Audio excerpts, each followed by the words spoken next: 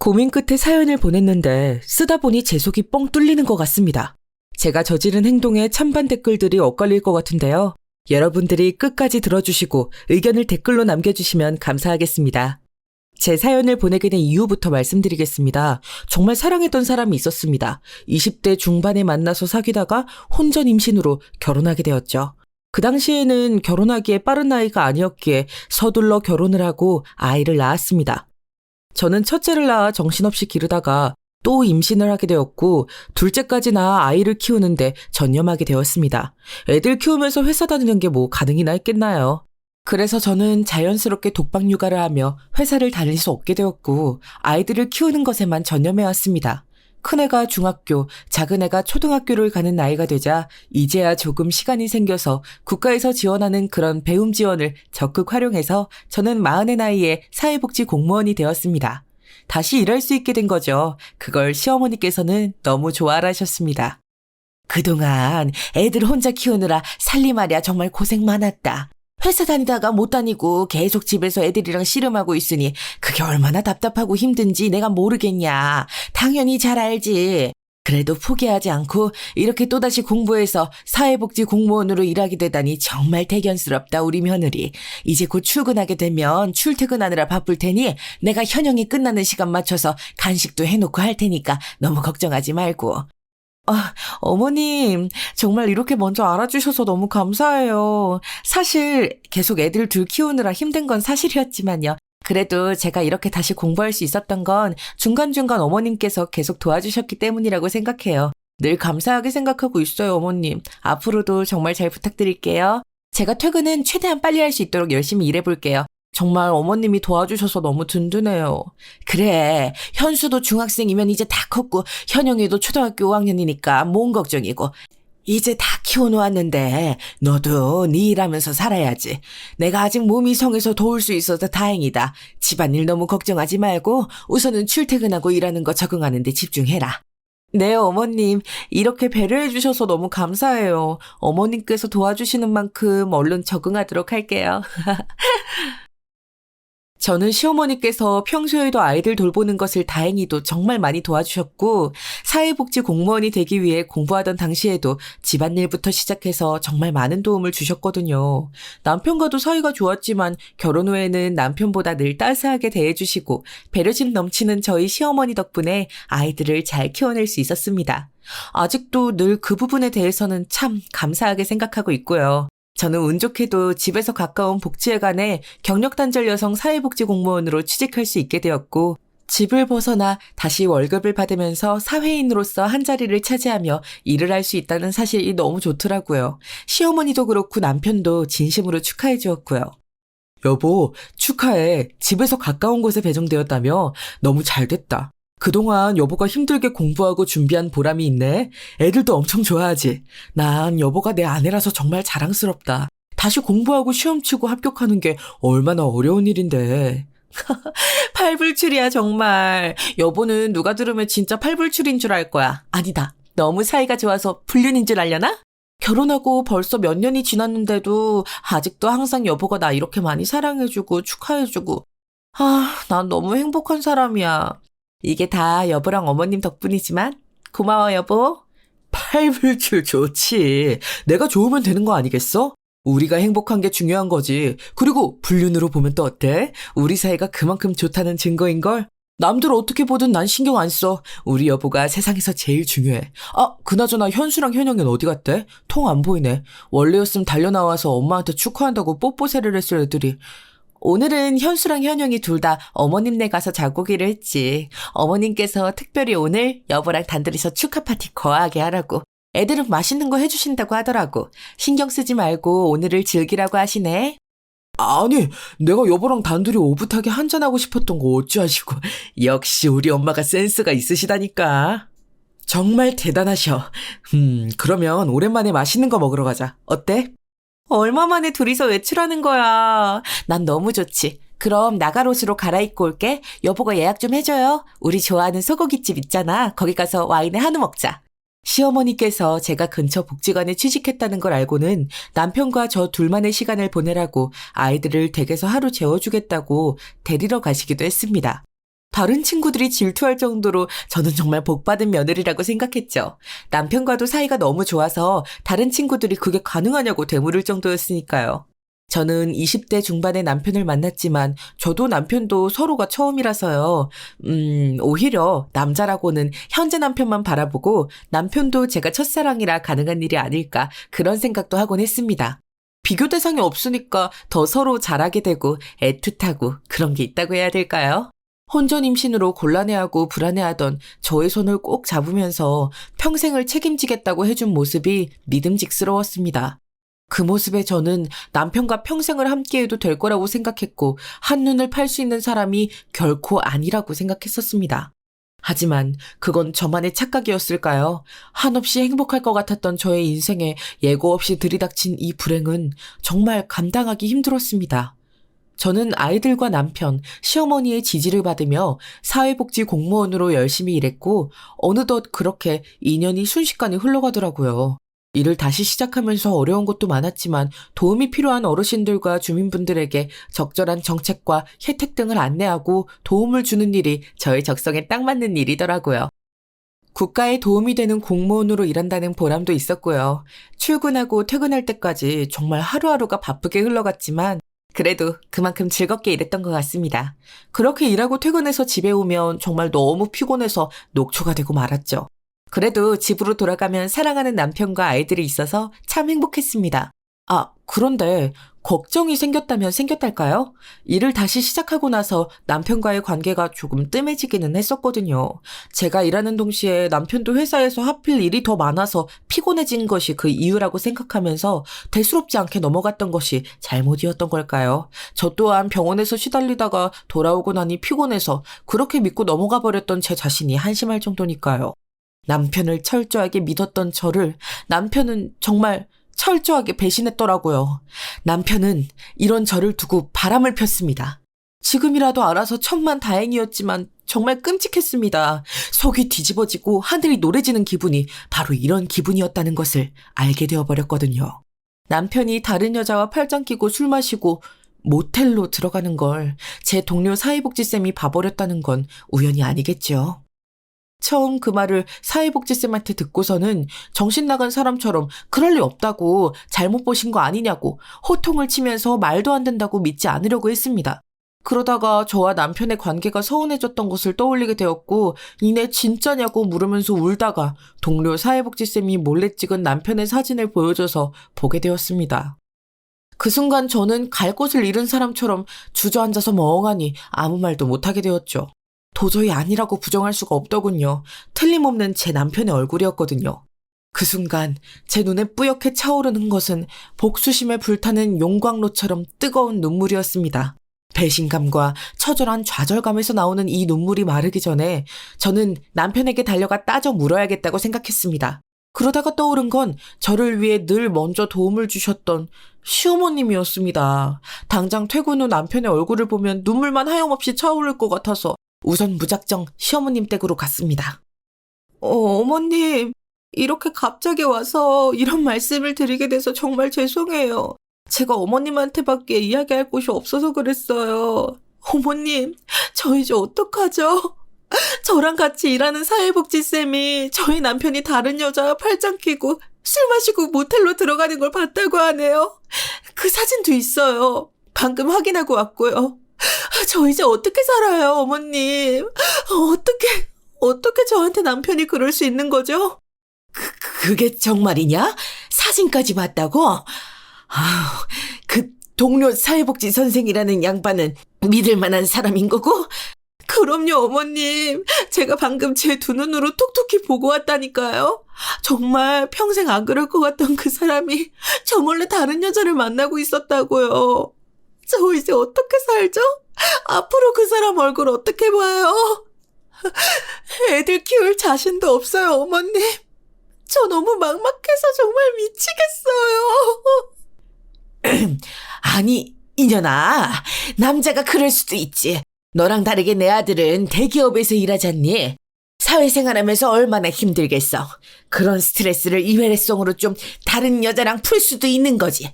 그동안 네가 일에 적응한다고 우리 아들한테 소홀했던 건 사실 아니냐. 네 잘못도 있다 이거야. 알겠어? 오냐 오냐면서 그동안 애들도 봐주고 편의를 봐줬더니 시어머니 앞에서 못하는 말이었어.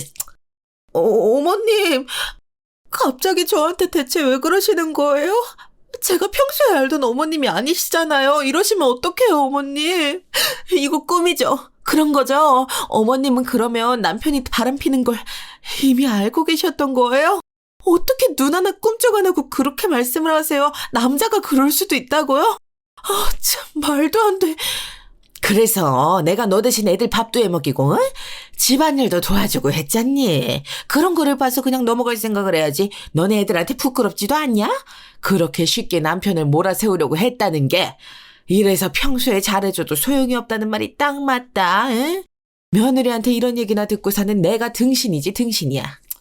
갑자기 태도를 180도 돌변하여 상간녀와 바람난 남편을 두둔하는 시어머니를 보면서 정말 기가 차더라고요. 남자는 그럴 수도 있는 거 아니냐며 소홀한 제 잘못이라는 시어머니를 도저히 참을 수가 없었습니다. 그래서 시어머님 연상에 가래침을 모아 kak퇴 뱉어버리고 이렇게 한마디 해버렸습니다. 그랬더니 바로 그 자리에서 개거품을 물면서 부들부들 떨으시더라고요. 자업자득인 거죠. 그동안 정말 저를 생각해서 잘해주신 거라고 생각했는데 그게 남편의 불륜을 알고 두둔하기 위한 밑작업이었다니 말이죠.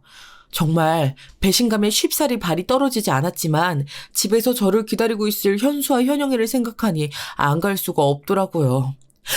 이게 뭐야? 지금 시어머니한테 감히 가래침을 뱉은 거냐? 아니 못 배워 먹어도 정도가 있지 세상에. 어머님이 그러셨잖아요. 본인이 등신이라고요.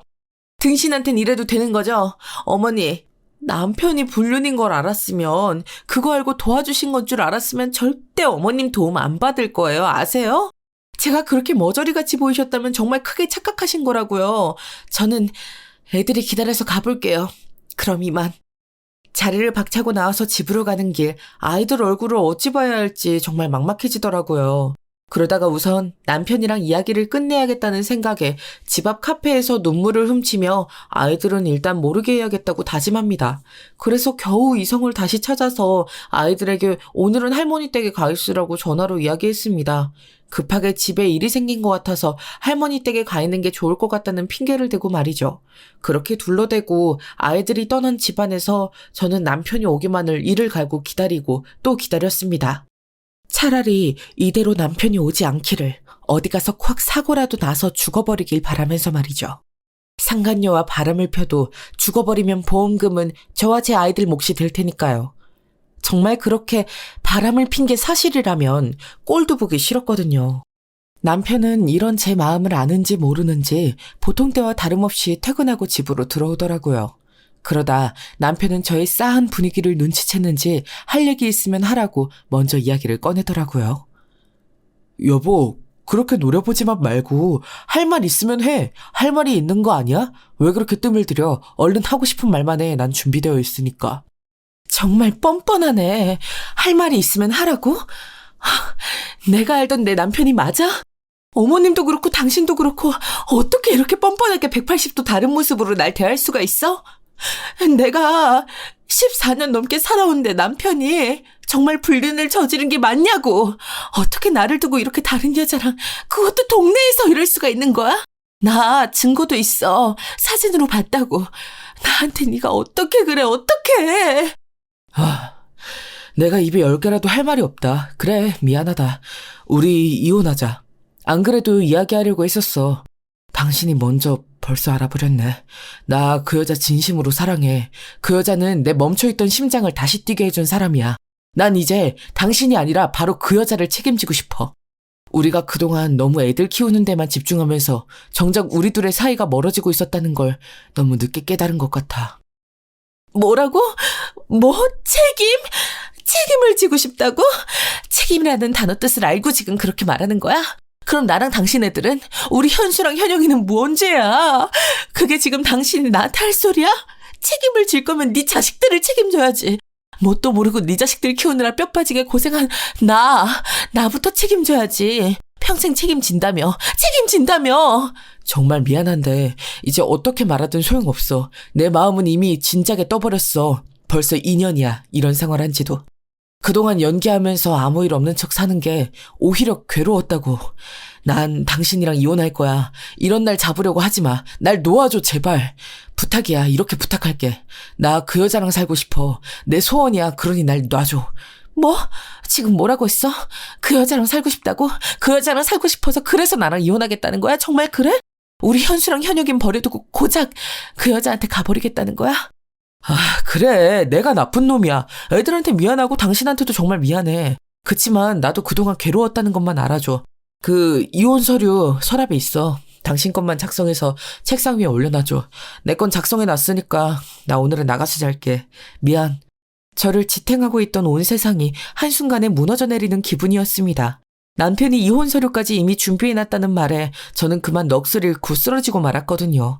그래도 제가 쓰러지니까 병원에 데려가긴 했더라고요. 눈을 뜨니까 머리가 핑글 도는 느낌이었고 너무 답답한 느낌이었습니다.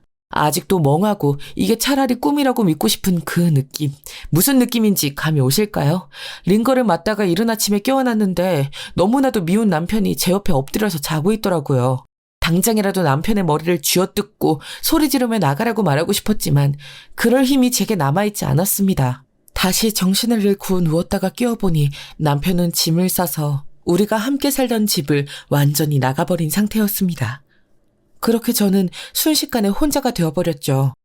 그 두려움보다 저를 크게 짓누른 건 아빠 없이 살아가게 될 아이들에게 미안한 마음이었습니다. 도대체 어디서부터 어떻게 잘못된 걸까요? 남편이 바람난 게 제가 그동안 직장에 적응하고 열심히 사느라 남편에게 무심해서 그런 게 아닐까 생각하면서 저 스스로를 자책하게 되기도 했었죠. 여러 가지 감정과 혼란스러움이 저를 괴롭혀왔고요. 남편의 불륜 사실을 알게 된 것은 너무나 큰 충격이었고 한마디로 정말 풍비박산이 난 상태였습니다. 정말 혼자서 이 감정들을 견딜 수 없을 만큼 상처받았고 분노, 슬픔, 배신감, 혼란 등 다양한 감정이 여러 겹으로 얽혀서 저의 가슴을 답답하게 했어요. 이런 감정들을 느끼게 된 건 남편의 2년간의 불륜으로 이혼하게 된 이 상황에서 굉장히 자연스러운 것이겠죠. 남편의 선택은 그의 책임이며 저는 이 상황에서 피해자일 뿐이니까요. 제 내면에서 나오는 진심은 저 자신을 비난하거나 자책하지 말아야겠다는 생각이었습니다. 이렇게 파도처럼 흘러오는 수많은 감정과 혼란 속에서 열심히 같이 잘 살아보자고 최선을 다해 공부하고 취직하고 일하는 저를 그렇게 한순간에 배신해버린 남편에게 너무도 화가 나고 정말 어이가 없어서 다시 남편을 생각하면서 이를 바득바득 갈기를 계속해서 수없이 반복했습니다. 이렇게 마음도 몸도 떠난 사람을 제가 붙잡는다고 해서 달라질 게 없다고 생각한 저는 이혼 서류에 도장을 찍고 말았죠. 그렇게 이혼을 당하고 비참하게 산 지 얼마나 되었을까요? 그걸로 끝이면 제가 이렇게 사연을 보내지는 않았을 겁니다. 제가 사연을 보내게 된 건 저의 한많은 인생에도 꽃필 날이 다시 오고 있었기 때문이었으니까요. 저는 시어머니의 지원 없이도 현수와 현영이를 부족함 없이 키우려고 정말 많은 노력을 했습니다. 공무원으로서의 생활도 성실하게 했고 승진을 위한 공부도 놓치지 않았죠. 그렇게 1년쯤 지났을까요? 지금보다는 조금 먼 곳으로 이사를 하게 되었고 저도 자연스럽게 일하는 곳으로 옮겨달라고 기관에 신청을 했습니다. 마침 자리가 나서 운 좋게 전근을 갈 수 있게 되었고 그곳에서 바로 지금의 남자친구를 만나게 되었거든요. 너는 공무원 된지 몰랐네? 나 기억하지? 대학 때 너네과 선배였던 정기훈. 나 이 동네 오래 살았는데 다시 이 동네로 이사를 왔구나. 반갑다 야, 환영해. 우리 부서에서 일하게 된 걸. 기훈 선배? 너무 오랜만이에요. 잘 지냈어요? 저 선배 아직 여기 사는지 몰랐는데 이런 우연이.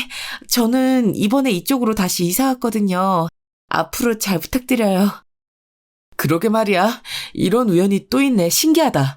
내가 우리 동네랑 부서 소개도 시켜줄 테니까 나랑 점심 같이 먹을래? 선약 있으면 다른 날 먹어도 되고. 점심이요? 네, 좋아요. 오늘 왔는데 여기에서 점심 약속이 있으면 반칙이죠. 선배가 있다고 하니까 너무 든든하네요. 정말 잘 부탁드려요. 기훈 선배, 그럼 저 여기 자리 앉고 업무 시작하면 되는 걸까요? 그래. 내가 준 자료 한번 읽어보고 질문할 거 있으면 물어봐. 내가 오전 회의 끝나면 1대1로 딱 붙어서 설명해 줄 테니까 첫날이니까 너무 열심히 하려고 하지 말고 쉬엄쉬엄 해.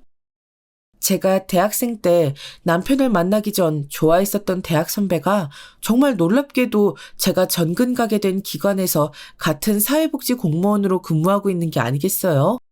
이런 우연이 있다니 정말 놀랐죠. 물론 지금은 애 둘이 있는 아줌마이지만 제 마음은 대학 때 선배를 만나길 기다리던 그 시절처럼 엄청나게 떨리더라고요.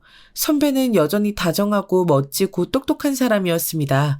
그때보다 오히려 더 멋있어진 것 같다고 하면 너무 콩깍지인 걸까요?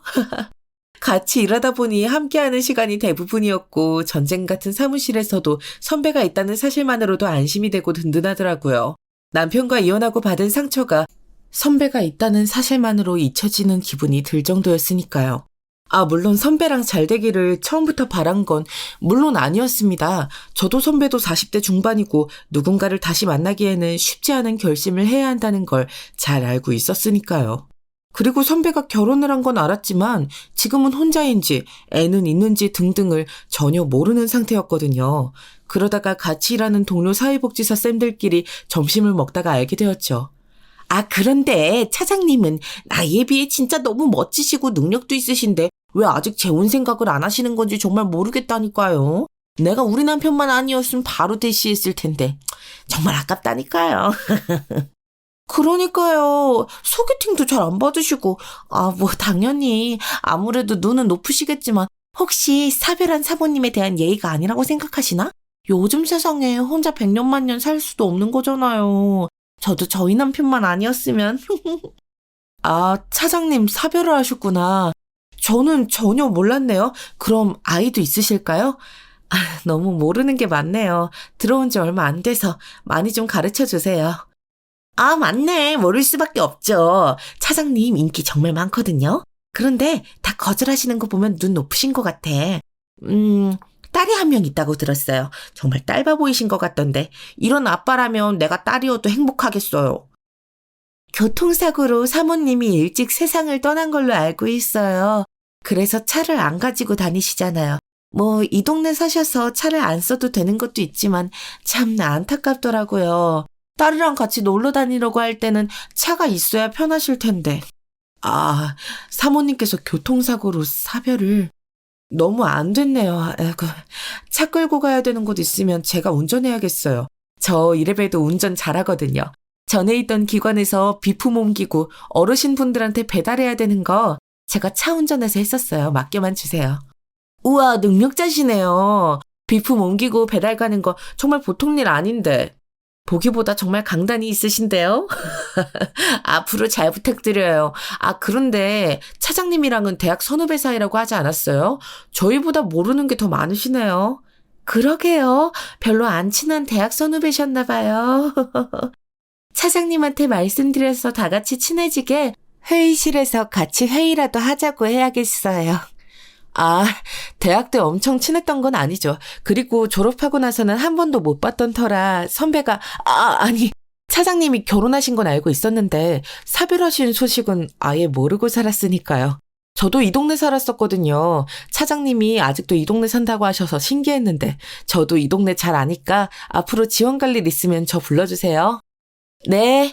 하여간 성격이 참 좋다니까. 좋아요. 그럴게요. 이제 그만 일어날까요? 벌써 점심시간 끝나버렸네요. 왜 이렇게 점심시간은 빨리만 가는지.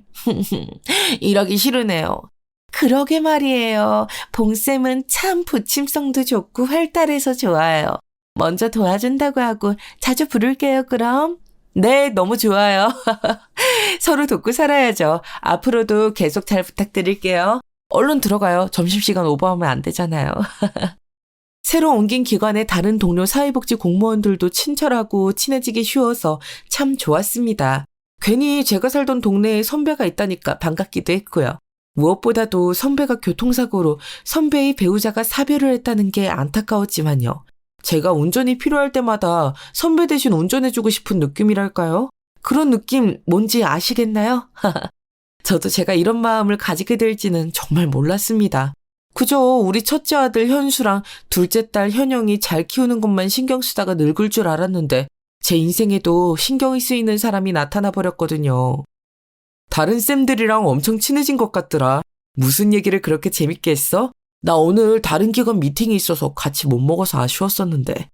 아니에요. 아무것도. 저는 선배랑 이렇게 다시 만나게 돼서 정말 기뻐요. 그리고 저한테는 첫째 아들 현수랑 둘째 딸 현영이가 있어요. 눈에 넣어도 안 아픈 정말 예쁘고 착한 그런 소중한 아들, 딸이에요. 그랬구나. 그럼 남편은? 남편도 잘해주고? 진이 너는 사랑스러운 사람이라 남편이 정말 잘해줄 것 같은데. 정말 화목한 가정이겠다. 부럽네, 나는. 네. 선배는 따님이 있으시다고 아까 점심시간에 들었어요. 지금 혼자이신 이유도 들었고요. 그리고 저도 이혼해서 지금은 혼자예요. 저는 남편이 2년 동안 저를 두고 바람을 폈거든요. 그걸 바보같이 몰랐어요. 저 정말 한심하죠? 아니, 정말 한심하지 않아. 너도 혼자였구나. 그래, 세상에 당연한 건 없는 건데 내가 오히려 미안. 난 표정이 밝고 항상 웃는 얼굴이라서 가정에서도 사랑받으면서 화목하게 지내는 줄 알았어. 그만큼 아들이랑 딸이 참 예쁜 짓을 많이 하나 보다. 그렇지? 맞아요. 정말 착하고 바르게 자라줘서 고마운 아들이랑 딸이죠. 기훈 선배도 딸 바보라면서요? 딸이랑 엄청 친하죠. 벌써 그것까지 알고 있단 말이야? 친화력 엄청나네. 다른 사회복지쌤들도 진이 너를 좋게 보셨나 보다. 원래 그런 이야기 빠르게 하시는 분들이 아닌데 참 다행이네. 진이 네가 잘 적응하고 있는 것 같아서 말이야. 다 선배 덕분이죠 뭐. 선배랑 같은 곳에서 근무하게 된다고 생각하니까 저도 모르게 미소부터 지어지던걸요. 그리고 콧노래가 나왔어요. 그래서 좋게 보였나 봐요. 제가 웃고 있으니까요. 선배 덕분에 동네에 뭐가 바뀌었는지도 속속들이 알게 되고 참 고마워요. 나도 그래. 진이 네가 다시 여기 와줘서 얼마나 반가웠는지 몰라. 난 진이 네가 혼자가 아닌 줄 알고 일부러 거리를 좀 둔 거였는데 동병상련이었다니 이거 어쩌지 더 반가운걸? 저야말로 선배랑 이런 이야기를 할 수 있어서 너무 좋네요. 앞으로는 더 자주 이렇게 이야기할 수 있을까요? 선배만 괜찮다면 전 언제든 괜찮은데 물론 애들이랑 놀아주고 이야기해야 되는 시간은 빼고요. 저도 어쩔 수 없는 엄마라서요. 난 그래서 오히려 더 부담이 줄었는걸? 나도 어쩔 수 없는 아빠라서 말이야. 딸이랑 꽤 친한 편이야. 사춘기인데도 내 딸은 나한테 잘해주거든. 엄마가 없어서 툴툴거릴 수도 있는데 말이지. 그런 모습을 보면 나도 우리 딸한테 더 잘해야겠구나. 그런 생각이 든달까? 그런데 이렇게 이야기하는 거 말고 난 진이 네 이야기도 궁금한데. 제 이야기요? 어떤 이야기를 궁금해하시는 건지 도저히 생각이 안 나네요. 저희 애들 이름도 얘기했고 어떻게 사회복지 공무원으로 다시 일할 수 있었는지 이야기하면 될까요? 그 모든 거 전부 다. 너 정말 몰랐구나. 내가 대학 때 너 좋아했던 거. 그때도 지금도 눈치가 없네, 봉진이. 반성해. 그때 네가 갑자기 남자친구가 생겨버려서 고백 타이밍을 놓쳤지만 말이야. 선배, 그게 정말이에요? 날 좋아했다는 그 말 진짜냐고요? 저 지금 심장이 터질 것 같아요. 이거 꿈 아니죠? 꿈 아니야. 속고만 살았어. 하여간 귀엽다니까. 우리 오늘부터 정식으로 만나보자. 물론 기관에는 비밀로 하고. 아무래도 신경이 너무 쓰일 것 같아서 너한테도 안 좋을 거고. 너무 좋아요. 선배도 저랑 같은 마음이었다니. 저도 사실 대학 때부터 선배 좋아했단 말이에요. 그래서 선배를 이 기관에서 다시 만나서 얼마나 기뻤는지 몰라요. 다시 이 동네에서 선배랑 같이 걷고 밥 먹고 하는 것도 정말 꿈만 같았는데 더 꿈 같은 일이 벌어졌네요. 나 좀 꼬집어줘 봐요. 진짜 우리 사귀는 거예요? 그렇다니까. 동네 사람들한테 큰 소리로 말할까? 우리 사귄다고? 다른 직원들은 이 동네 안 사니까 괜찮잖아. 어때? 그렇게 선배와 이야기를 하다가 선배가 갑자기 대학 때부터 절 좋아해왔다고 고백을 하면서 정식으로 저는 선배와 사귀는 사이가 되었습니다. 저의 남자친구가 된 선배를 보는 게 너무 신기하고 또 안 믿깁니다. 아직까지도요. 그만큼 정말 꿈같은 일이었으니까요. 그렇게 선배와 사귀기로 하고 집에 돌아오니 아이들이 반겨지더라고요. 그리고 선배와 오래 만날지 잘은 모르지만 그래도 아이들에게 먼저 이야기하는 게 맞다고 생각이 들더라고요. 그래서 첫째 아들 현수와 둘째 딸 현영이를 불렀습니다. 현수야, 현영아, 오늘 저녁으로 치킨 맛있게 시켜 먹었어? 엄마가 늦어서 미안. 오늘 엄마가 너희한테 긴히 할 말이 있어서 불렀는데. 잠깐 시간 괜찮지? 너희가 어떻게 받아들일지는 모르겠지만. 엄마, 남자친구 생겼구나. 우리 다 알고 있었는데. 드디어 정식으로 사귀기로 한 거야? 엄마 다 티나요. 우린 엄마가 행복한 거 보면 행복해. 우리 눈치 보지 말고 잘 만나봐요. 좋은 사람인 거지? 그러니까 우리 엄마가 정식으로 만나볼 생각도 했을 거고, 그렇지? 맞아.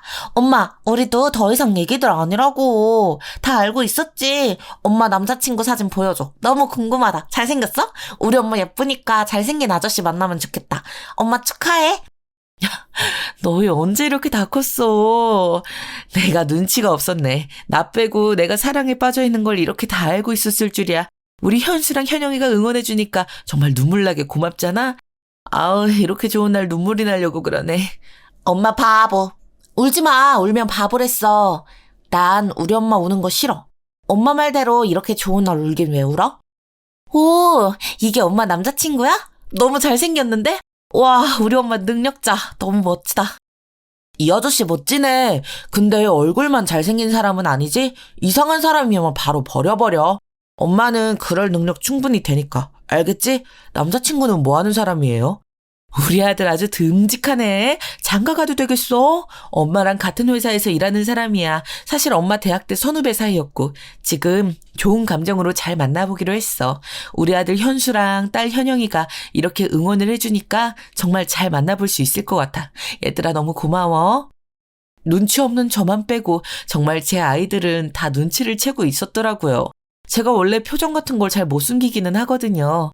제가 이 동네로 이사 오고 새로운 기관으로 출근하면서 눈에 띄게 밝아졌나 봅니다. 모두 선배, 아니, 이제는 남자친구라고 해야겠죠? 제 남자친구 덕분이죠. 그렇게 회사에는 비밀로 하고 아주 잘 만나고 있답니다. 남자친구는 사귀니까 더 다정하고 따뜻한 사람이었어요. 전 남편보다 훨씬 더 말이죠. 그렇게 2년간 저를 기만하고 배신했던 전 남편의 분류는 있고 이혼의 상처를 딛고 새 사랑을 시작하고 있었는데 꼭 이럴 때 찾아오더라고요. 바로 전 남편이었습니다. 오랜만이야. 잠깐 시간 좀 내줘. 카페로 가자. 그런데 당신 아주 얼굴이 아주 활짝 폈네. 무슨 좋은 일 있어? 난 당신 생각에 이렇게 걱정 가득이었는데. 뭐? 여기가 어디라고 찾아와? 당신 미쳤어? 어떻게 알고 왔어? 나 여기로 이사 온 건 어떻게 알고. 정말 짜증난다. 이제 와서 무슨 내 걱정이라도 주구장창 해온 것 마냥 가증스러운 놈. 당연히 나한테 감정 안 좋을 것 잘 알아. 그동안 양육비도 안 주고 갑자기 가버려서 힘들었지. 우리 엄마가 당신 돕겠다고 한 것도 모두 다 거절했다며. 혼자 애들 키우느라 정말 고생 많았어. 우리 다시 시작하자. 이제 애들 곁에서 아빠 노릇 제대로 알면서 살고 싶어. 정말 그동안 미안했고 내가 다 잘못했어. 우리 다시 시작하자. 내가 지금 잘못 들은 거지? 그게 말이 돼? 네가 바람핀 게 자그마치 2년이야. 그 상간녀는 어디다 버리고 와서 지금 나한테 이러는지 모르겠는데 난 덱한테 전혀 관심도 없고 감정도 없어요. 아, 있다. 증오의 감정. 그거 하나야. 우리 애들 아빠라는 생각 절대 하지 말라고 했지. 넌 그 순간, 우리 집을 나선 순간 우리 현수랑 현영의 인생에서 끝난 거라고. 내가 다 잘못했다잖아. 그 상간녀랑은 헤어진 지 오래야. 혼자 지내다 보니 당신이랑 알콩달콩 잘 지냈던 세월만 떠오르더라. 그 상간녀랑 인연을 보낸 건 나의 관계이자 객기였어. 정말 잘못했어. 애들한테도 아빠가 필요하잖아. 당신 욕심에 애들한테서 아빠 빼앗지 말고. 뭐? 지금 끝까지 나 나쁜 사람으로, 한심한 사람으로 만들려고 하네. 참. 내가 기가 차서 말이야. 말이 안 나올 지경이거든. 애들한테서 아빠를 뺏었다고 내가? 아니, 자기 말로 우리 애들이랑 멀어진 건 바로 당신이지. 당신이 애들한테 아빠라고 할 자격이나 있을 것 같아? 천만의 말씀. 그렇겐 절대 못 두지. 절대 안 돼. 돌아가. 다신 절대 찾아오지 말라고. 내가 잘못한 건 다 과거고 지난 일이잖아. 이제 새로운 마음으로 우리 다시 시작하면 안 될까? 내가 그렇게 표현한 건 잘못했어. 알았어. 알겠다고. 다 내 잘못이야. 우리 애들이 너무 보고 싶어. 현수랑 현영이 잘 있지? 나 당신이랑도 다시 잘해보고 싶어. 그래서 온 거야. 썩 꺼져버려. 지금 이 동네에서 당신을 반겨줄 사람은 아무도 없으니까 말이야. 당신 불능 눈 감아주고 나한테 욕하던 시어머니랑 평생 둘이 천년만년 살아. 그러면 되잖아. 이제 와서 나한테 말 같지도 않은 말 늘어놓으면서 귀찮게 하지 마. 우리 애들한테 얼씬거리기만 해. 정말 그땐 접근 금지 신청을 해버릴 테니까. 그런다고 천륜이 끊어지겠어? 애들도 당신이랑 같은 생각일 거라고 생각해. 그건 당신 욕심이지. 지금 만나는 사람도 없으면서 나랑 다시 합치면 서로 좋은 거 아니야? 왜 이렇게 튕겨? 진이 제 여자입니다. 누구시죠? 제 여자친구한테 정말 무례하시네요. 진이야, 괜찮아? 집에 가자. 그 순간 어떻게 알고 왔는지 남자친구가 와서 전 남편을 저지해 주었습니다. 그동안 제가 힘든 시절 다 견뎌놓고 이제야 좋아하는 선배랑 사귀게 되었는데 회방을 놓는다니. 제 인생에 이렇게 도움 안 되는 인간이 또 있을까요? 정말 끔찍하지 않나요?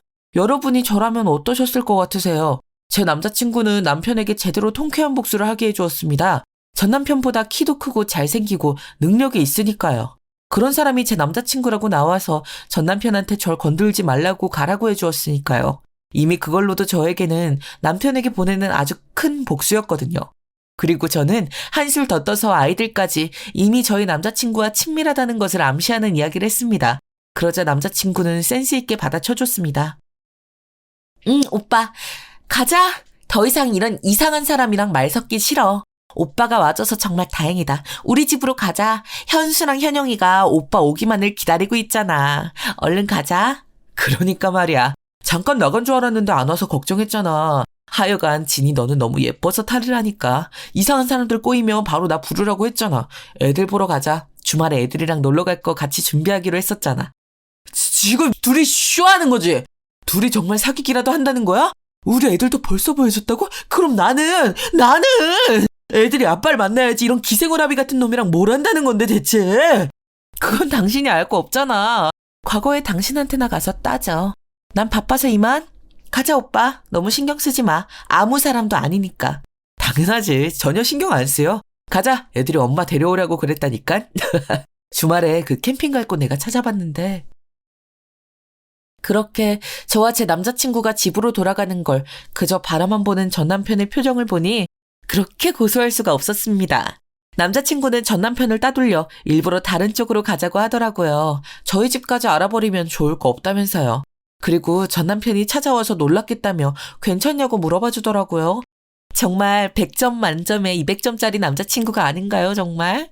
난 괜찮아, 고마워, 오빠. 우리 사귀기로 한 날 하필 재수없게 전 남편이 찾아올 줄이야. 평소에는 나타나지도 않다가 상간녀랑 헤어지고 외로워졌나 봐. 그런다고 우리 현수랑 현영이 얼굴 절대로 보여주나 봐라. 절대로 안 되지. 그렇고 말고. 당연하지. 이제 현수랑 현영이한테는 내가 있는 걸. 그리고 우리 딸한테도 진이 너라는 좋은 엄마가 생길 거고. 그러니까 그런 신경 쓸 가치도 없는 놈은 더 이상 신경 쓰지 마. 상대도 해주지 말고 잘 대처했어, 그지?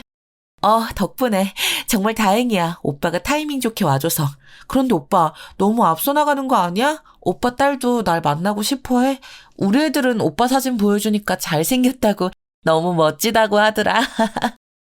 나도 우리 딸이랑 이야기하고 오는 길이야. 딸이 보고 싶다고 하더라고. 물론 우리가 좀 더 만나고 나서. 그렇게 얘기하고 나니까 네가 보고 싶어지더라고. 그래서 보러 나왔는데 타이밍 좋게 우리가 만난 거지. 고생했어, 전 남편 상대하느라. 역시 내 남자친구 너무 멋있어. 난 오빠 딸이랑 만나는 거 너무 좋아. 천천히 우리 현수랑 현영이랑 함께 알아가자. 오늘 너무 고마워. 앞으로도 잘 만나보자. 이제 집으로 갈까? 전 남편은 그 뒤로 자기가 상대도 안 된다는 걸 알았는지 찾아오지는 않더라고요. 찾아오더라도 어쩌겠어요. 현수랑 현영이도 아빠랑 함께하길 원하지는 않는걸요.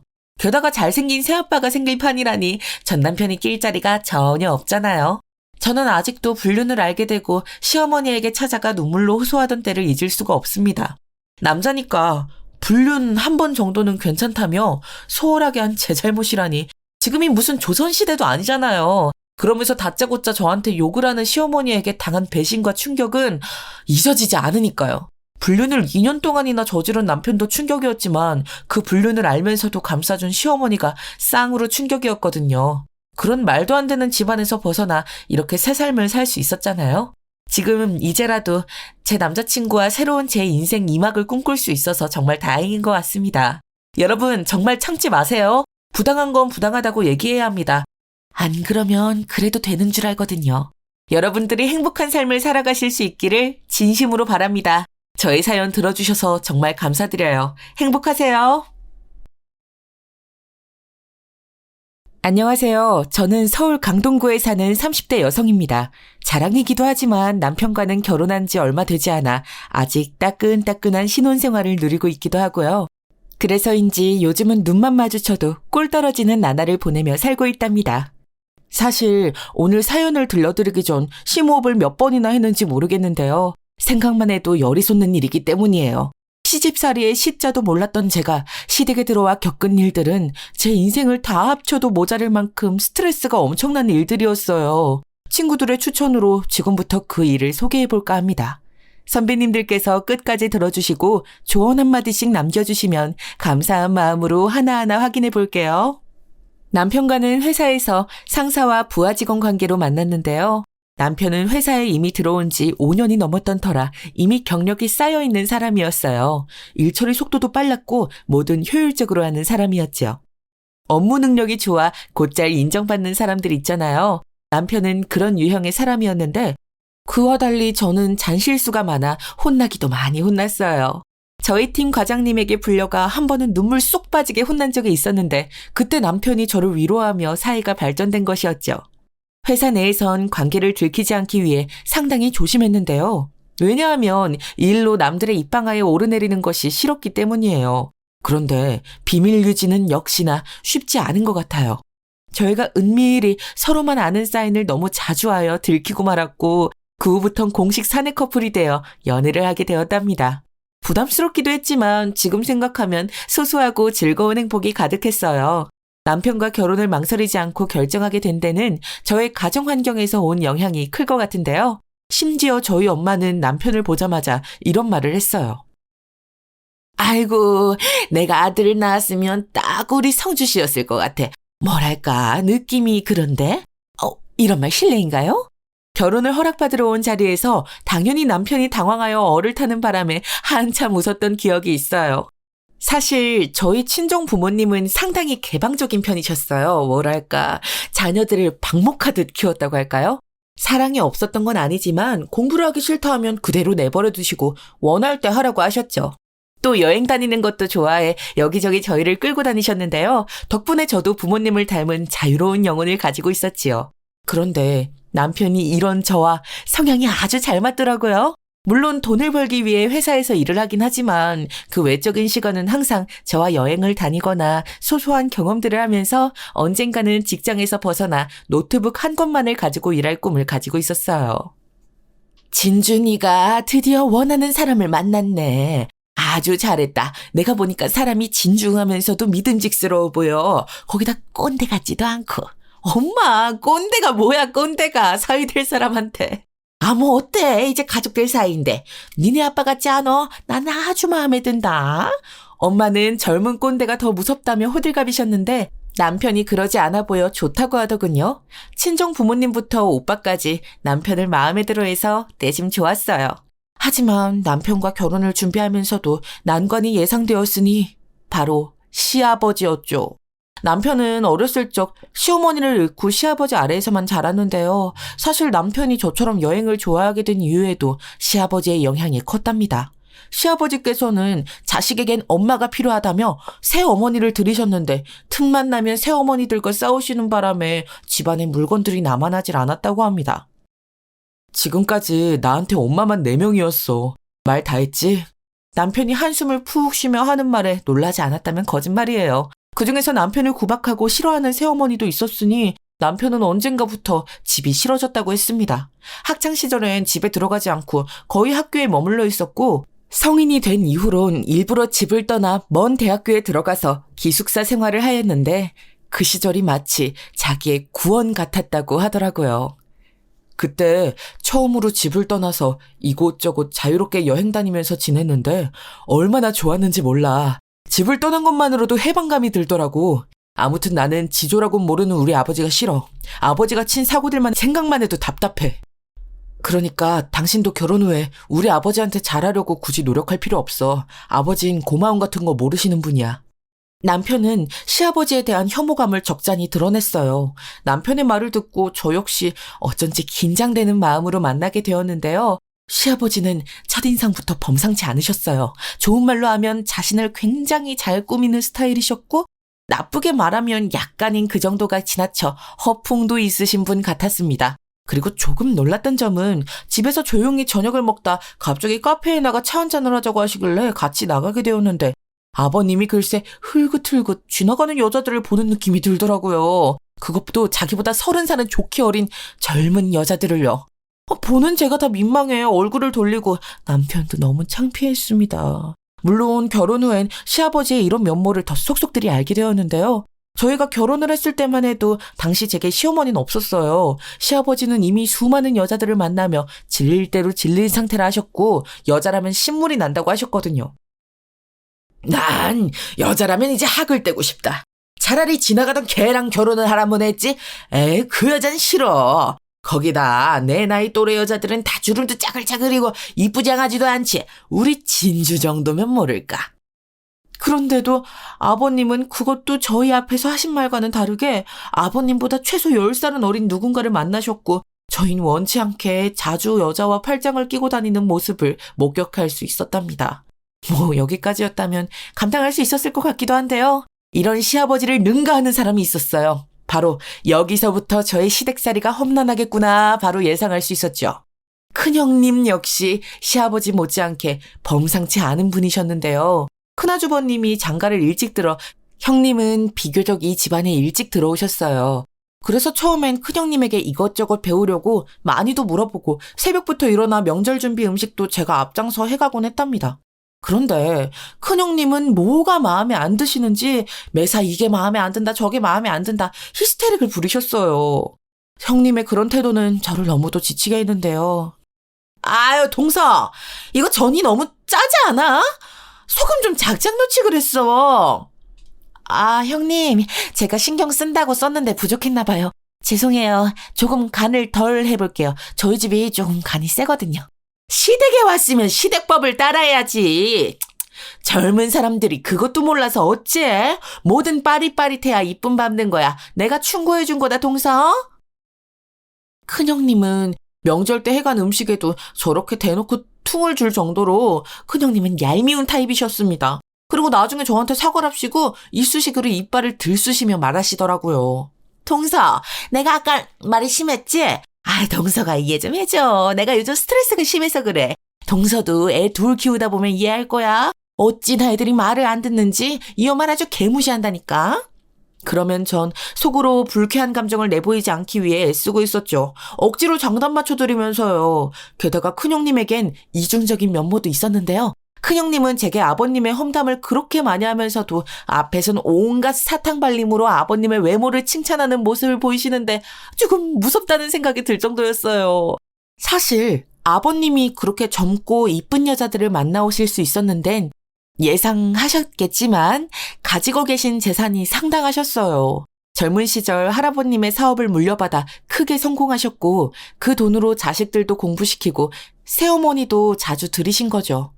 그게 지금까지 이어져 온 것인데 큰형님은 아버님의 재산이 언젠가 자신에게 넘어올 날만을 호시탐탐 기다리고 있었습니다. 가끔 그게 너무 티가 나서 문제였지만요. 어느 날 아버님께서 백화점에서 명품 정장을 사입고 들어오신 날이었는데요. 갑자기 형님이 벌떡 일어나시더니 물개 박수를 치며 어머 아버님 이 정장 너무 멋지세요. 세상에 아버님 요즘 운동하신다고 하셨죠? 동서 아버님 좀 봐 정말 멋있지 않아? 라고 말하더라고요. 제가 고개를 끄덕이며 동조했더니 한참을 그렇게 아버님을 칭찬하며 비행기를 열심히 태우더라고요. 그런데 30분이나 지났을까요? 아버님이 방에 들어가시자 바로 등 돌려 늙은이가 온갖 주책 부리는 것 좀 봐. 징그러워 죽겠다니까. 안 그래 동서? 난 이해를 못하겠어. 그리고 사는 김에 며느리 것들 좀 사가지고 오지. 어떻게 자기 것만 쏙 싸우나 몰라 하며 험담을 하시더라고요. 제가 담담히 대꾸했더니 더 황당한 말을 늘여놓고요. 네, 아버님이 워낙 꾸미는 걸 좋아하시니까요. 아무리 그래도 그렇지. 저 나이에 저게 뭐 하는 짓이라? 하여튼 돈 있는 사람들은 일에서 문제야. 아니 그것보다 우리 남편 요즘 회사에서 실적도 안 좋고 애 사교육비도 만만치 않은데 아버님이 돈 줄 생각을 안 하시네? 혹시 동선에 비상금 같은 거 없나? 네, 화재가 갑자기 저에게 비상금이 있냐 하는 그런 이상한 화제로 은근슬쩍 운을 띄우시기도 했습니다. 제가 당황해 저희 부부 2명 다 월급이 많지 않아 근근히 살아가고 있는 형편이라 하면 곧바로 실망하는 기색을 내비추시었죠. 마치 제가 있는데 돈을 안 준다는 듯이 의심도 하시고요. 하지만 그보다 더 열이 받을 땐 이런 때였어요. 아, 그렇지 아무래도.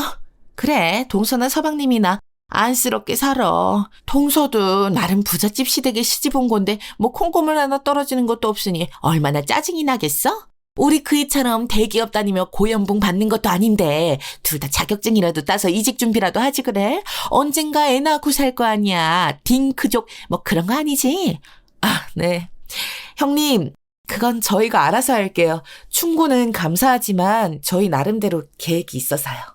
솔직히 말하자면 저희 부부 둘 다 안정적인 중견기업에 다니고 있었고 벌어들이는 월급도 크진 않지만 적지도 않은 편이었어요. 그런데 저렇게 대기업 다니시는 아주버님을 내세우며 비하하고 무시하니 적잖이 기분이 상하더라고요. 그래서 저도 날카롭게 말이 나갈 때가 많았어요. 아마 그때부터였던 것 같아요. 형님과 사이가 좋지 않게 되면서 서로 대면대면해지고 연락하는 것도 원래는 제 측에서 많이 하곤 했는데 언젠가부턴 명절이나 중요한 행사 이외엔 연락하지 않게 되었거든요. 그러던 어느 날 작은 형님이 들어오시며 상황이 급격하게 나빠지기 시작했어요. 제가 사연을 쓰게 된 이유도 여기에 있고요. 사실 큰아주버님은 워낙에 과묵하시고 말씀을 길게 하지 않으시는 편이라 어색한 사이였는데요. 그에 비해 작은 아주버님은 말씀도 재밌게 하시고 감정에 솔직하신 편이라 가끔 봐도 격의 없이 대화를 나눌 수 있는 분이었어요. 작은 아주버님 역시 시아버지의 여자 문제를 불편해하셨는데 남편과 똑같은 어린 시절을 공유하고 계시더라고요. 재수씨, 성주한테 들어서 알겠지만 정말 그때 우리 형제들이 서로 끈끈해지지 못했던 것도 어떻게 보면 아버지 때문이라니까요. 아버지가 매일 집에서 다툼만 하시니 저희가 집에 들어오고 싶겠어요? 아무튼 아버지, 이제 그만하실 때도 됐는데 말이죠. 그나저나 이번 달에 명절날 너무 고생 많으셨어요. 보니까 형수님 계속 안방에 들어가 계시고 재수씨만 일하시던데. 아, 그렇게 말해주시니 감사해요. 그나저나 저번에 챙겨주신 선물 너무 감사했어요. 작은 아주버님은 제가 고생하는 걸 남편만큼 알아주고 이해해주시는 분이었습니다. 그래서 얼른 좋은 여자 만나 가정을 꾸렸으면 바라는 마음이 있었어요. 본인은 결혼을 간절히 원하시는데 막상 마음에 맞는 여자를 못 만나고 계셨거든요. 남편은 탈모가 오고 있는 작은 아주버님 머리숱이 문제라며 결혼하길 틀렸다고 혀를 찢찢 찼지만 저는 작은 아주버님의 인성을 알아보시는 분이라면 분명 좋은 여자가 나타날 거라고 믿었어요. 그런데 작은 아주버님께서 어느 날 전에 없던 들뜬 얼굴로 연애 3개월 만에 결혼하겠다고 여자를 데려왔어요. 말하자면 저의 작은 형님 되실 분이었는데 첫인상은 굉장히 수줍고 조용한 인상을 가지신 분이었지만 지내다 보니 그와는 다르게 상당히 강한 자기주장을 가진 분이었습니다. 동서, 내가 전에 말했던 거 기억하지? 난 위계질서가 확실히 잡혀있는 게 좋다고.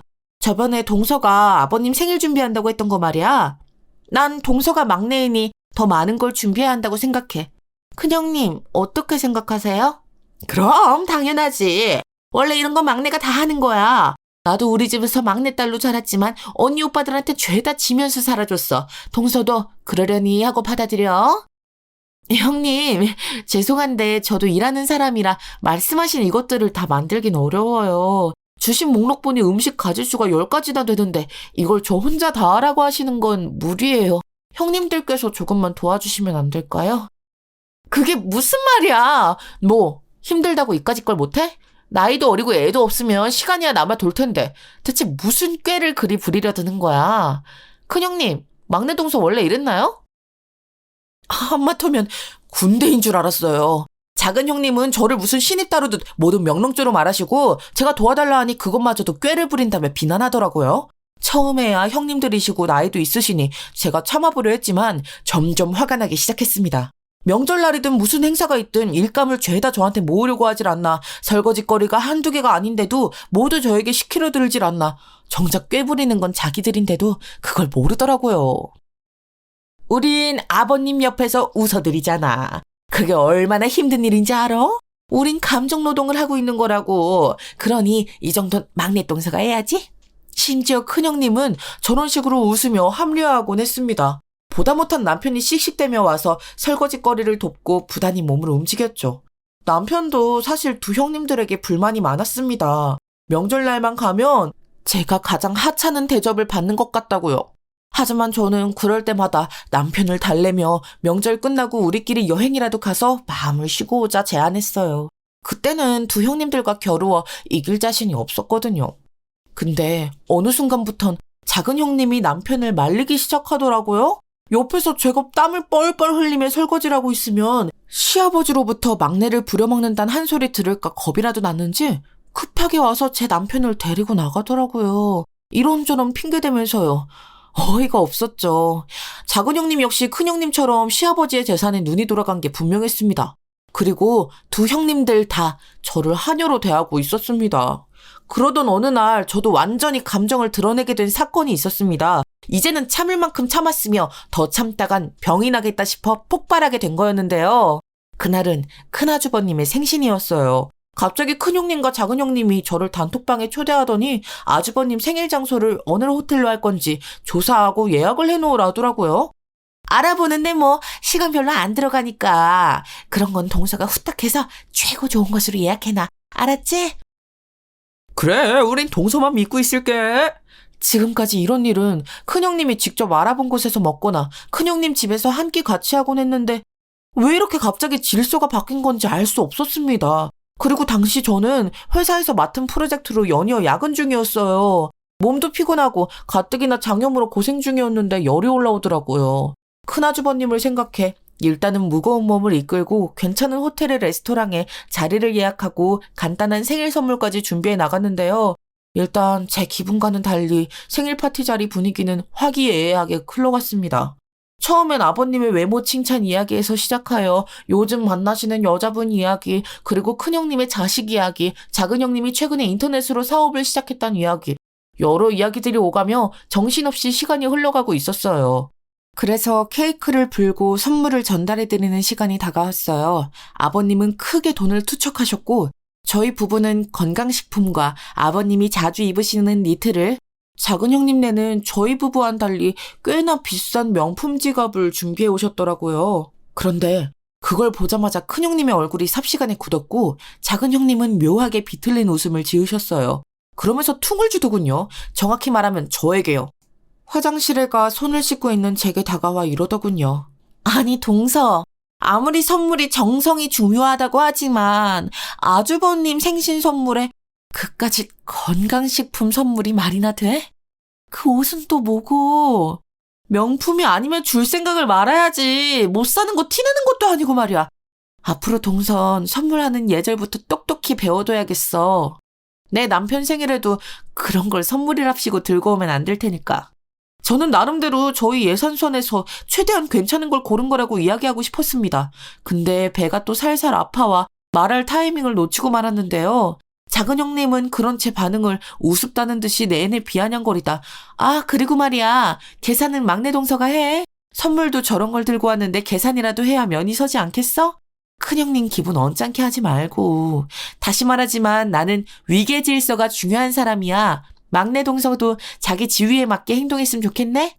도대체 저의 지위라는 게 뭘까요? 막내 동서요? 전 막내 동서란 것만으로도 이미 마음대로 휘둘러도 되는 사람이 된 것 같았습니다. 하지만 그게 아니라는 걸 알려주고 싶었고 그대로 행동으로 보여드리기로 결심했어요. 식사가 끝나자마자 보란듯이 계산대를 지나쳐버렸습니다. 원래는 저희가 선물을 전달해드리면 생일 주인공이신 아주버님이 기분 좋게 사시곤 했으니 일부러 그렇게 한 거였죠. 이를 모르던 아주버님은 당연하게 카드를 꺼내들어 계산하셨어요. 꽤나 비싼 호텔 음식에 인원도 8명 되었으니 못해도 100만 원은 넘었을 테지요. 순간 큰형님과 작은형님은 눈짓을 교환하더니 저를 노려보더라고요. 말도 없이 부들부들 떨면서 말입니다. 속으로 고소한 마음에 웃으며 그 장면을 보다 남편 차에 타려 했죠. 그런데 그 순간 일이 터지고 말았습니다. 작은 형님이 들고 있던 핸드백으로 제 머리를 강타한 겁니다. 제정신이야? 내 말이 못같이 들려? 동서, 오늘 혼 좀 나야겠네. 큰형님, 서방님 지금 없죠? 없어. 지금이야. 두 사람은 주변을 잠깐 두리번거리더니 저를 골목길로 질질 끌고 가려 하더라고요. 순간적으로 너무 겁이 났어요. 마치 학창시절 약한 아이들을 괴롭히는 아이들처럼 행동하는데 표정도 거의 잡아먹을 듯 으르렁거리고 있더라고요. 그런데 이때 친정엄마의 말이 생각나더라고요. 저희 친정엄마는 오빠와 저를 데리고 이곳저곳 여행을 다니시며 늘 이런 말씀을 하셨어요. 진주야, 넌 언제든 네가 원하는 삶을 살 수 있어. 근데 어른이 되어서 세상을 살다 보면 그렇지 못한다고 느낄 때가 많을 거야. 돈에 속박되어 살아야 할 때도 있고 부당한 대우를 참아야 할 때도 있을 거고. 하지만 엄마 말 절대 잊지 말아라. 힘들 때일수록 기억해야 해. 사람한텐 자유의지가 있어. 당시 어렸던 제게 엄마가 하신 말씀은 아리송했지만 지금은 그게 무엇을 의미하는지 정확히 알 수 있었어요. 전 동시에 팔을 뿌리치며 두 사람을 모두 벽으로 밀어버렸습니다. 이 손 놔요! 한 번만 말할 테니 잘 들으세요. 도대체 둘이서 무슨 작당을 하고 돈까지 계산하게 하려는 수작을 부린진 모르겠지만 더 이상은 안 통해요. 저한테 예약하게 시킨 것까진 군말 없이 따라드렸어요. 하지만 이런 식으로 저를 얕보고 부려먹고 막말하시는 거 아무리 형님이라 해도 참아드릴 수가 없네요. 한 번만 더 이렇게 물리적인 행위하시면 저도 똑같이 해드릴 거예요. 제 말 기억하세요. 아셨어요? 하마같이 생긴 제가 갑자기 폭발하자 순간 두 사람은 얼떨떨했는지 조개처럼 꾹 입을 다물더군요. 그 모습을 보며 전 빠르게 골목길을 나와 남편의 차에 올라탔습니다. 그리고 엉엉 울고 말았어요. 왜 이렇게 눈물이 났는진 모르겠지만 아마도 복잡한 감정들이 한꺼번에 올라온 기분에 그런 것 같아요. 나 더 이상 당하고 살지만은 않을 거야. 더 이상 안 질 거야. 울음을 끄끄거리며 내가 내뱉은 말에 남편은 무슨 일인지 알겠다는 듯 고개를 끄덕였습니다. 집에 가는 길 제가 좋아하는 쭈꾸미를 사주며 장하다고 기특하다며 저를 격려해주기까지 하더라고요. 그 후 형님들은 감히 저를 건드리지 못했습니다. 오히려 슬금슬금 피하기까지 하더라고요. 큰형님은 제가 또 언제 폭발할까 무서웠는지 어린 시절 자기를 괴롭히던 여자애와 비슷하게 생겼다는 말까지 중얼거리는 걸 들었어요. 그렇게 집안의 평온이 드디어 깃들며 이제야 일이 균등하게 분배되기 시작했어요. 명절에도 행사에도 각자 할 일만 해가면 되었고 아버님 옆에서 열심히 비위 맞추던 두 사람은 저를 따라 과일도 깎고 허드렛 일도 해야 했죠. 그런데 왜? 인생은 사건의 연속인지 어느 날 아버님께서 새 시어머니시라며 저희에게 고운 여성분을 인사시키게 된 겁니다. 아버지 또 결혼을 하시겠다고요? 시까지 올리려 한다. 이 나이에 뭐 광고한다고 남들은 욕해도 나만 좋으면 되지 안 그러냐? 다들 참석해서 축하해주길 바란다. 며느라가들은 시어머니라 생각하고 잘 모시고. 아이고, 그러진 말라니까. 저기 새 시어머니라 생각하면 어려울 테니 그냥 편하게 생각해줘요. 그토록 늦은 나이에 새 시어머니까지 데리고 오실 줄은 그 아무도 예상치 못했던 터라 형님들에 이어 아주버님들 저까지 모두 경악하고 말았습니다. 거기다 결혼식까지 올리고 싶어 하시니 더더욱 그럴 수밖에요. 형님들은 이미 재산을 저 여자가 가로채려 들지 모른다며 새 시어머니의 자식들에 대한 조사까지 마치신 뒤였습니다. 두 사람이 한 대화를 들었어요. 아니, 이대로 가만히 있으면 안 돼. 우리가 똘똘 뭉쳐서 어떻게든 몰아내야 한다니까. 맞아요, 형님. 딱 봐도 여우같이 생겨서는 그 여자 자식들도 만만치 않은 것 같아요. 죄다 양아치처럼 생겨서 폼파리 같은 건 알고 있어요. 하지만 새 시어머니 역시 만만치 않은 분 같았습니다. 두 형님들이 기센 만큼이나 새 시어머니도 자기가 상대해야 할 게 무엇인지 알고 있는 느낌이었죠. 심부름을 시키는 등 시어머니 노릇은 하지 않으셨지만 형님들이 하는 말에 고분고분 져주지도 않으셨어요. 예를 들어 큰형님은 대놓고 시어머니의 외모나 자식들을 돌려가곤 했는데 대꾸조차 안 하시며 무시해버리시더라고요. 저나 남편이나 아버님에 대한 재산엔 별로 관심이 없었기 때문에 관심을 두지 않았지만 형님들은 눈에 불을 켜고 아버님 댁을 수시로 방문하여 시어머니에 대한 험담 작전에 들어갔습니다. 그리고 둘이서 또 무슨 작전을 짜는 건지 시어머니 뒷조사에도 열심이더라고요. 그 사이에 저는 얼떨결에 끼어있다 새 시어머니와 조금 가깝게 되었는데요. 사실은 저도 아버님이 데려온 여자분이란 사실만으로 약간은 편견을 가지고 있었습니다. 아버님의 재산을 노리고 오신 게 아닐까 하는 편견이요. 사실 아버님 나이가 젊으신 것도 아닌데 이렇게 곱고 예쁘신 분이 왜 굳이 우리 아버님한테 시집을 오려 할까 의문스럽잖아요.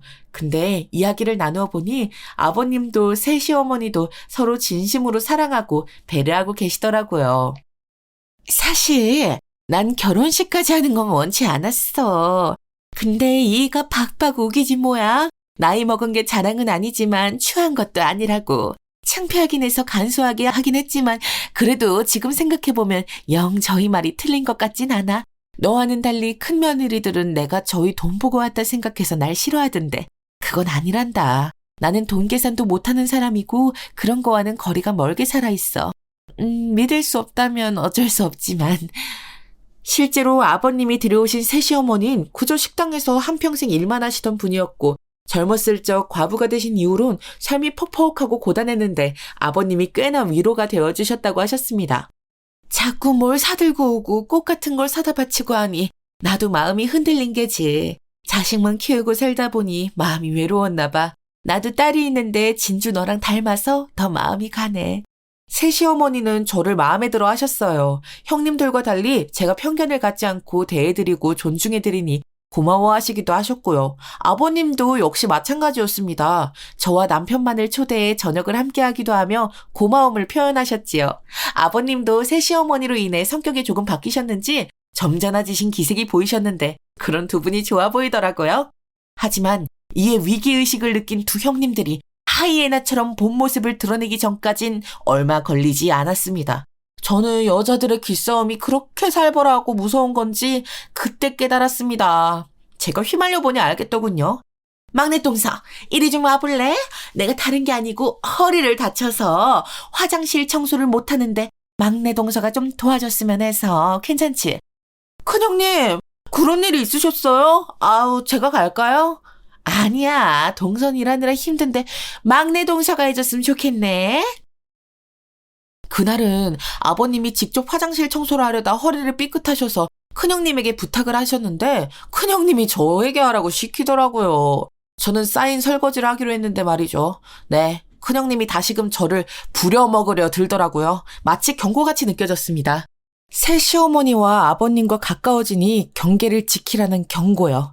제가 혹여나 아버님 마음에 들어 재산을 가로챌까 겁나시는 거였죠.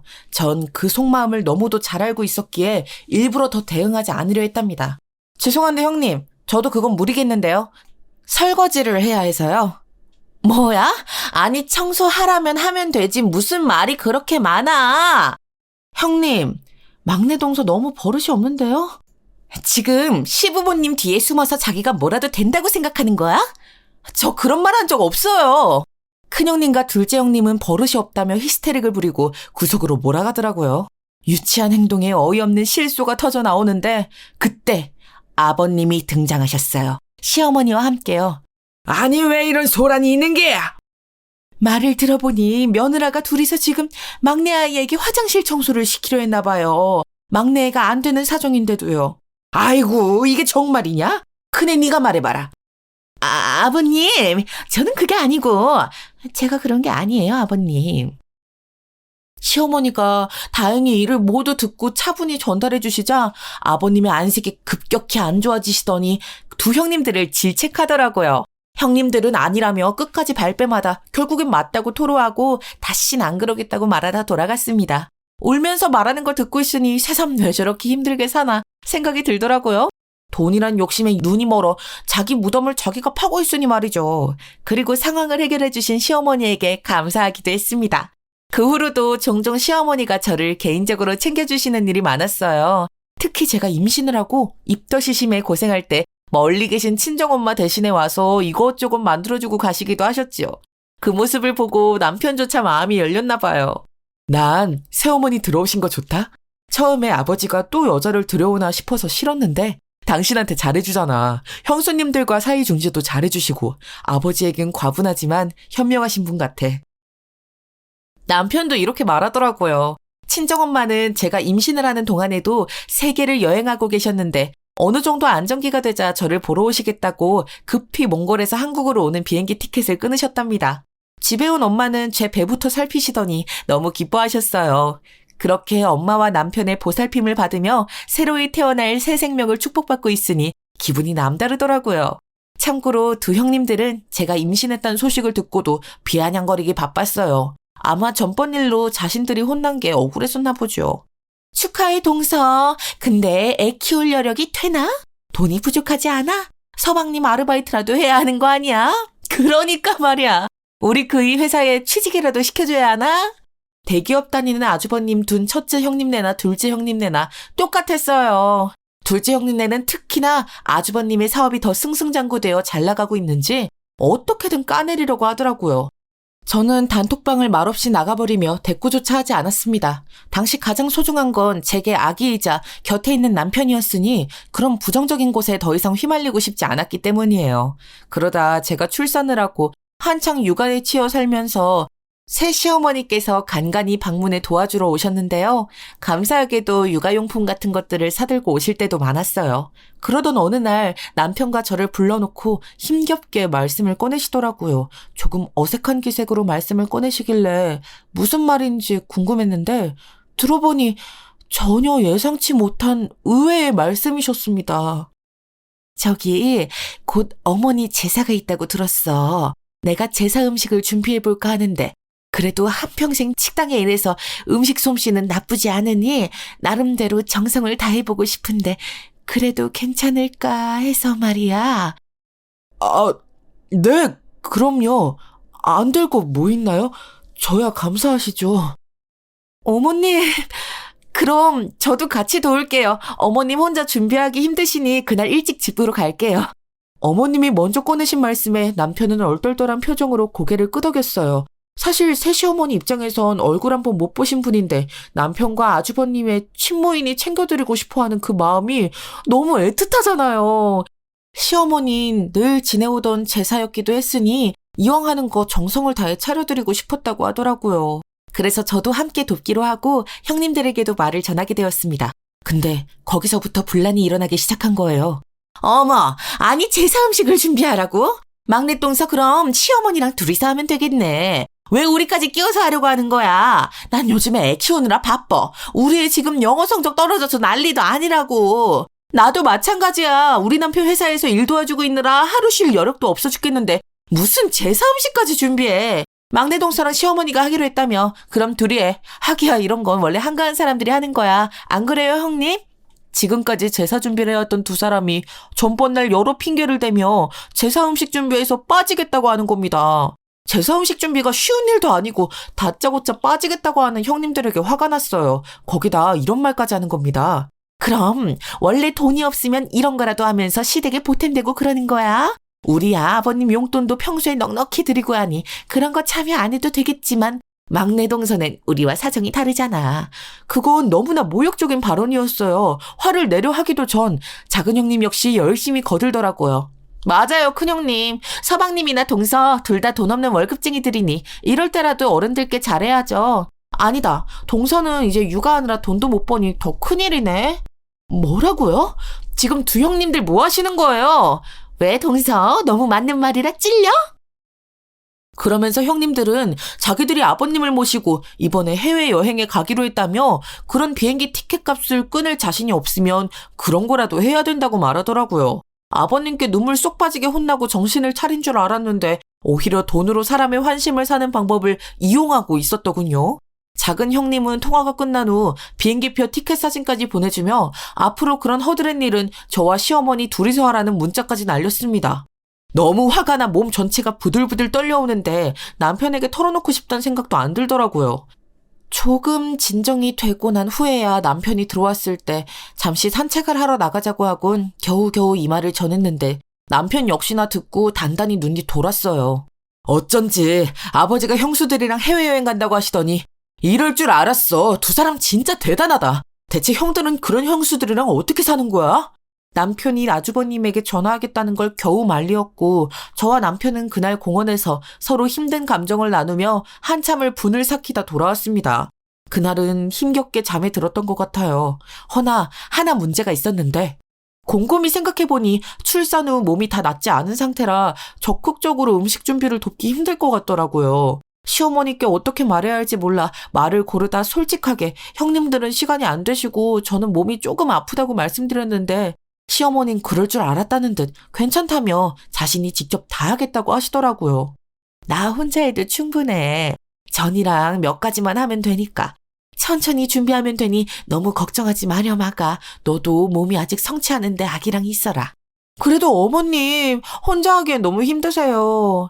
어머님은 절대 오지 말라 하셨지만 저는 당일 어머님이 걱정되어 가만히 있을 수가 없겠더라고요. 결국 힘든 몸을 끌어안고 아기를 데리고 시댁으로 향했어요. 가니 이미 많은 음식들이 준비되어 있어 깜짝 놀랐는데요. 적어도 3, 4일 전부터 준비를 하신 듯 여러 종류의 음식들이 이미 차려져 있더라고요. 보니 음식 재료값만 해도 30만 원은 들어갔을 것 같아 죄송스러웠어요. 얼른 뭐라도 돕기 위해 천천히 전을 부치기 시작했는데 이상하게 식은땀이 나기 시작하더군요. 왜 그런진 모르겠지만 몸에 힘이 하나도 없어 자꾸 전을 부치는 손이 떨려왔어요. 어떻게든 겨우겨우 마무리를 해나가는데 그때쯤 형님들이 들어왔고 저를 보자마자 어머 막내 동서 고생하고 있었네. 우리가 일이 있어서 못 도와줬어. 일을 어쩌지? 미안해서. 라고 하며 하나도 미안하지 않은 표정으로 짓거리더라고요. 모른 채 하고 마저 밤을 쌓고 있는데 갑자기 눈앞이 뿌얘지는 겁니다. 그때부터 몸이 정말 이상하다는 게 느껴졌지요. 그 사이 형님들은 재빠르게 시아버지 옆에 찰싹 달라붙어 해외여행 때 쓰고 갈 선글라스를 주문해놨다며 떠들고 있었고요. 그러다 저도 모르게 테이블을 손으로 붙잡고 있었는지 갑자기 옆에서 이런 소리가 들리고 있더군요. 막내 동서 왜 그래? 아니 지금 혼자 일했다고 시위라도 하고 싶은 거야? 그러니까 말이야. 막내 동서 적당히 좀 하지. 일은 동서만 했어? 우리도 일하고 왔어. 하여튼 집안에 저런 사람들이 한 명씩 꼭 있다니까요. 그깟 제사 음식 한다고 생색을 내니 10번 시켰다간 아주 죽겠네. 죽겠어? 그만하세요 형님들. 제가 대항하자 그때부터 작은 형님과 큰 형님은 더 신이 난 듯 번갈아가며 저와 남편을 입방아에 올려 쿵쿵 찌어대기 시작했어요. 자기네들 집 수준과 비교하면서 심지어 저희 아이까지 겨냥하더라고요. 이번엔 미국으로 해외여행을 가는데 부모가 경제력이 없으니 우리 애기는 그런 해외여행 한번 못 가보지 않겠냐고 불쌍하다면서 말이죠. 그 말에 머리가 핑그르르 더 도는 것 같은 느낌이 들었습니다. 쥐고 있던 밤을 손으로 모조리 으깨어 던져버리고 싶은 심정마저 들었죠. 저는 고개를 돌려 겨우 형님들 쪽을 쳐다보며 노려보았어요. 그러다 이내 다리에 힘이 풀려 풀썩 주저앉았는데 큰형님이 그러더군요. 저 년이 또 지랄쇼하고 있네. 그때는 부엌에 저와 형님들 말곤 없었는데 급기야 저한테 저런 욕까지 하더군요. 기야말 충격을 받은 것도 잠시 남편이 달려와 큰형님과 작은형님의 뺨을 번갈아 쳤습니다. 저는 소리를 지를 기운도 없이 그대로 의식을 잃고 쓰러져 버렸고요. 눈을 떠보니 응급실이었죠. 그리고 응급실에서 꽤나 놀라운 소식을 듣게 되었는데요. 바로 제가 목격한 게 허상이 아닌 실제로 일어난 일이었다는 거예요. 여보가 쓰러지는데 형수들이 한 말에 너무 화가 나서 손을 올렸어. 정말 난 이 정도일 줄은 몰랐어. 왜 그간 자세히 말 안 했어? 정말? 그럼 내가 본 게 진짜야? 옆에서 어머님과 아버님은 저를 걱정스럽게 쳐다보며 말릴 새도 없었다고 고개를 끄덕이셨어요. 이어 아버님은 두 아이들이 그런 짓을 당해도 싸다면서 왜 홀로 미련하게 당하고 있었냐며 저를 다정하게 질책하시더라고요. 어머님은 제가 마음이 약해 그런 거라며 감싸주셨습니다. 알고 보니 아주버님들로부터 집안 식구 모두가 거실에서 형님들이 저에게 하는 일방적인 욕을 모두 듣고 계셨던 것이었습니다. 그 여자들은 안 들릴 거라고 생각하고 한 말이었지만요. 일단은 다행히 검사 결과 별 이상은 없고 과로로 인한 것이었다는 결과만 얻은 채 응급실에서 나왔는데요. 병원에서 나오자마자 큰형님과 작은형님 두 분이 무릎을 꿇고 저희 집 현관문 앞에 있더라고요. 너무 놀라 두 형님을 쳐다보았더니 이런 말을 하더군요. 동서, 아버님이 우리한테 재산 안 주신대. 각서까지 쓰시겠대. 동서가 잘 좀 말해주면 안 될까? 나 뺨까지 맞았어. 알잖아. 나름대로 벌 받았으니 그걸로 충분하잖아. 어? 그래 동서. 우리가 잘못했어. 나랑 이혼해야만 재산 주시겠다고 하는데 도저히 이길 재간이 없어. 미안해 동서. 용서라는 말 지겹겠지만 우리 자식을 봐서라도 한 번만 넘어가주면 안 될까? 결국 돈 때문이더라고요. 아버님께서 이번 일로 단단히 화가 나셔 재산으로 위협을 하시자 꼼짝 못하고 저리 싹싹 빌고 계신 거였지요. 저는 남편에게 잠시 밖에 나가 있어 달라고 한 뒤 두 사람을 지나쳐 문을 열어 젖힌 후 집 안으로 들어오라고 했습니다. 그리고 말했지요. 형님들, 그럼 청소부터 하세요. 뭐? 화장실 청소부터 하시라고요. 제가 허리가 많이 아파서요. 제 말에 두 형님들은 아무 말 못하고 변기 청소부터 하면 되냐고 떨리는 목소리로 묻더군요. 아마 자신들이 한 말을 고스란히 제가 했으니 왜 이러는지 의도는 충분히 알고 있을 거라 여겼습니다. 기분 좋으세요? 제가 이렇게 말하니까 형님들은 저를 볼 때마다 이런 짓을 하셨어요. 저는 형님들 용서할 생각 없어요. 돈 때문에 오신 것 같은데 인광본이 알아서 해결하세요. 마지막으로 쐐기를 박듯 한 말에 두 형님들은 힘없이 집으로 돌아가셨고 얼마 후 잠잠하던 시댁엔 큰 파장이 불어왔어요. 바로 둘째 형님이 이혼을 하게 되었다고 하더라고요.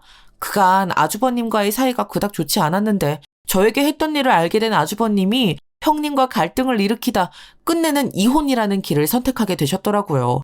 아마 그분들 사이에 이미 존재했던 갈등의 폭이 꽤나 크지 않았을까 싶었어요.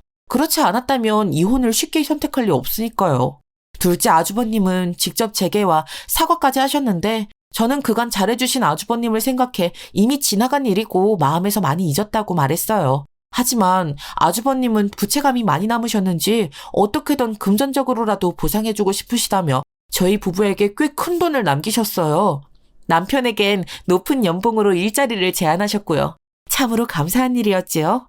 그래서 요즘 저희 남편은 아주버님 회사에서 가족을 먹여 살리기 위해서 열심히 일하고 있고 저도 못지않게 열심히 육아 중이에요. 전처럼 부부끼리 여행을 못 가 아쉽긴 하지만 아이를 키우니 그전의 삶은 무척 개인적이었다는 생각이 들 만큼 세상을 보는 시야나 제 삶이 많이 바뀌는 걸 느끼는데요.